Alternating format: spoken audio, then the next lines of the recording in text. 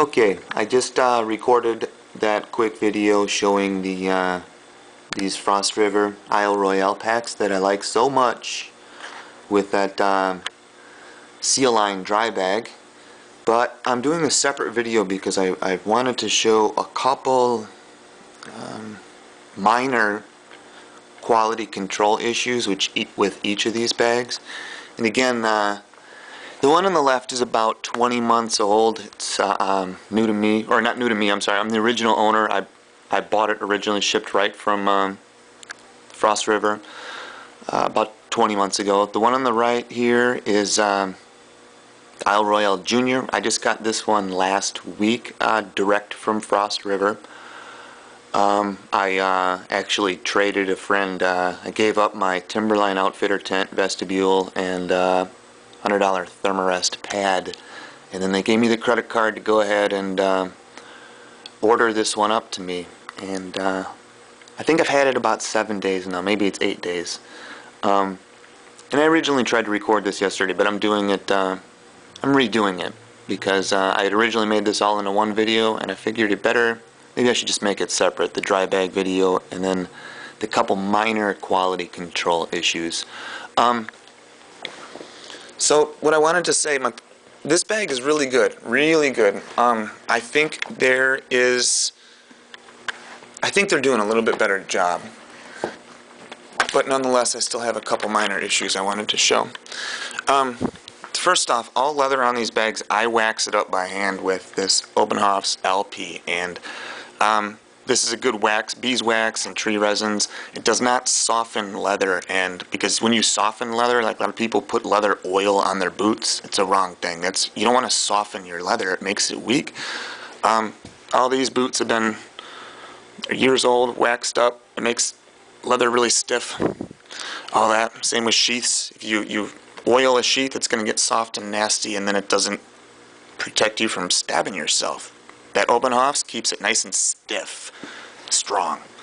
Okay, I'm only bringing that up because I want to stress that this Obenhoff's is not the cause of the issue.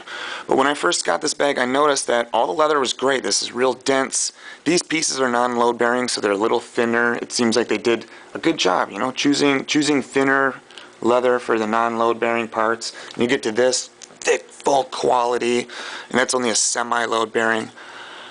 Straps are all great. This has all been waxed up by me. It's all good. But then you get to these straps right here. This was the one that really caught my eye. I don't really have the vocabulary to really describe what's going on here, but it's the thickest leather on the bag, but it's so flimsy. It feels like a piece of rubber neoprene foam. And this one is less dense. This one is much more dense than this, but this is less dense than either of these straps or anything else on this bag. So this one is less dense than these and floppy. It was the same thing before I waxed it. Actually, the wax has since stiffened it up a tiny bit, but it's much more floppy than these. And then this one is almost like it's not even leather. It feels to me. It feels like a rotten piece of leather, but I don't think it's rotten. I think it was just a bad piece of the hide. So I wanted to get that out of the way, but I also wanted to show another little issue with that where there might be slight quality control.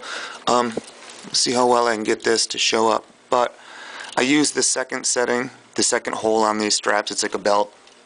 And that's what I use with summertime, spring, fall type clothing. Winter time, if I have heavy gear on, I might go to that third one. So anyways, we'll see what I can do one-handed here. I'm going to try to show that this bag, it's good. Okay, these are both 3 inches, if we can get that. I don't know how well that's going to show up. Right there at 3 and 3, okay. This one, same thing here, real nice and consistent, but it's the one that I said is extra funky, it's way off. Ooh. Okay. 3-ish.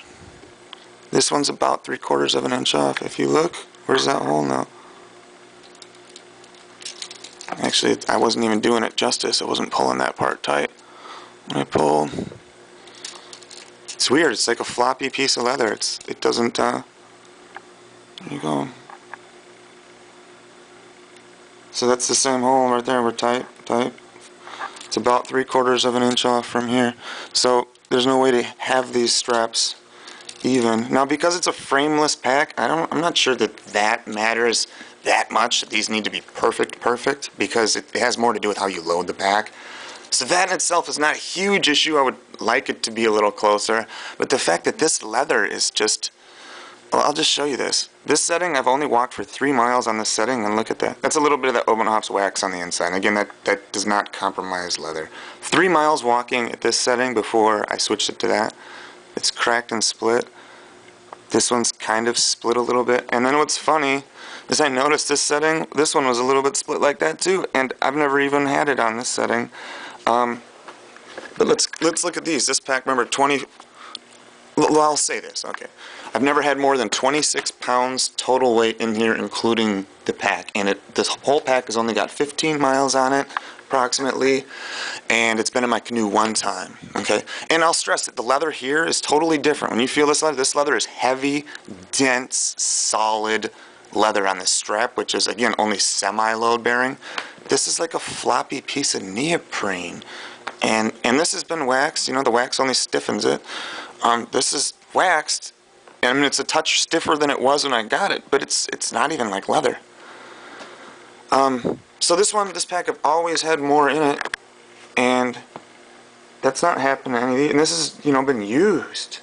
None of these, it's happened. And this leather just feels, it's not that it's, I mean, it is stiffer, but it's got a completely different feel. It's just dense and heavy. And this, you know, none of these holes that hasn't happened. Okay, so there's that minor issue, but I mean, everything else, all the way up, these straps are perfect. All I'm going to need them to do, I'm probably going to send this back, or maybe they'll even allow me, maybe they'll just send me the parts to fix it on my own. All that needs to happen is these 2 rivets need to come out, and a new piece of leather needs to be, a new little strap here needs to be riveted on. Those guys at Frost River could probably, if they're taking their time, those guys could probably do it in 2 minutes with one hand tied behind their back. So that's a super simple fix for them. I don't know how this just quality control issue just slipped through the cracks, I guess. And that's all. I mean, these are perfect all the way up. Everything's good. And I'll show you this grab handle. Perfect. And you might say, well, why are you talking about the grab handle being perfect? Well, that's pretty much the only issue with this bag. I'll show you this too, though. Everything's still all good on here. This one's all sweat stained and greasy because maybe I'm a bit of a greasy ass dude, but you can see this one's much more greasy because I've been doing the worst thing that you can do to a backpack. Worst thing you can do to a backpack is, remember I always have about 40 pounds in this one. You could probably fit 50, 60 pounds in it, but my loadout's about 40.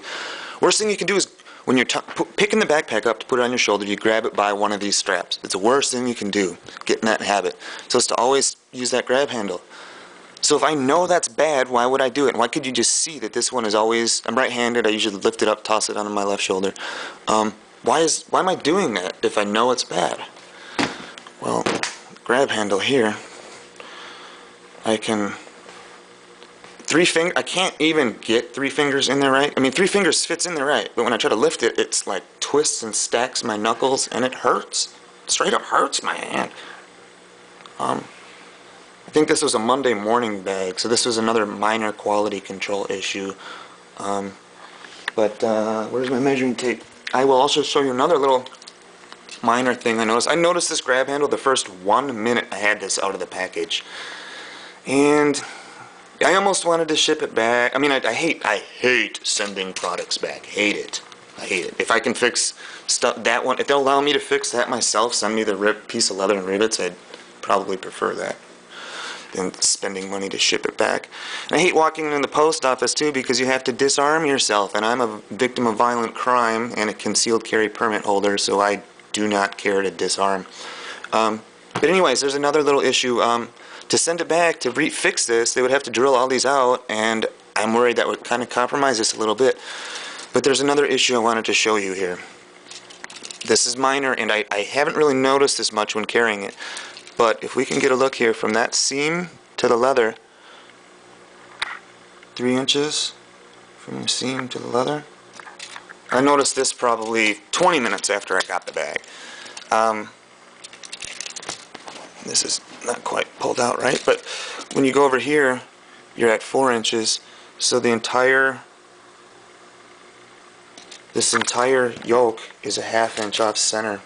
Now again, because this is a soft wax canvas pack, I think how it carries probably has more to do with how you load it out, and maybe that's not that big of an issue, but it is kind of funny, you know, for a $310 backpack, and that, you know, paid full price, bought it right from the factory. But those are the only issues that I've really found. I mean, this one, I did identify this had a super thin piece of leather right here, but it's that solid, dense stuff, and like I thought it was funny that it's super dense and thick out here where there's never going to be any weight on it, and then it's super thin right here, but I don't think that's ever going to fail. There's never been an issue with it yet. It's just a quality control thing. Why would you choose a piece of leather that's super thin right here where all the weight's going to be, and super thick and heavy duty down here where there's no weight is going to be? But I don't know. Hopefully they I'm not trying to bash Frost River at all, so I hope nobody thinks that that's not my intent here at all. My intent is basically to document this in case I call them. I don't want them to be like, you're full of crap. I can point this right to this video, and I'm confident that they're going to look at it and they're going to be like, you're right, we'll let something slip through the cracks, and we're going to take care of you and make you 100%. That's what I would expect to hear from them, and maybe I'll do a follow-up video letting you guys know what comes of this. Again, I can't respond to my own videos, questions, comments, and stuff like that, because I have not signed up for Google+. Their Facebook wannabe thing. I'm not on real Facebook either. But if you leave questions, comments, or whatever, there may be other viewers that may be able to answer those questions for you on my video. So I guess thanks for watching. And by the way, I still recommend these bags. Just look for the quality control stuff. These things are good. I think they're working through some growing pains, by the way, because there's high demand for these. I think they've had to hire some new employees. Oh, one last thing I was going to show. Ooh, and I don't have my small forest axe out here. I wanted to show that on this one, the axe sleeve is perfect. It's nice and tight. I can still fit a full-size 32-inch Wetterlings in there, and the Wetterlings are known as having the thickest freaking handles ever, and this handle is actually thicker than my grandfather's 8-pound maul that I just rehafted. So this is the thickest axe handle I've ever seen, and it does fit in here. This smaller bag that you would generally carry a little bit smaller axe, but it's nice to be able to have the option to carry a big one. But this is way bigger, and the axe sleeve, than this. And this one, like I said, it already fits the biggest handled axe I've ever seen. It fits in here, so that I can't really imagine a need why this needs to be bigger. And when I say bigger, I mean, let's see what we got here. This is a Gransfors. This is a 26-inch axe.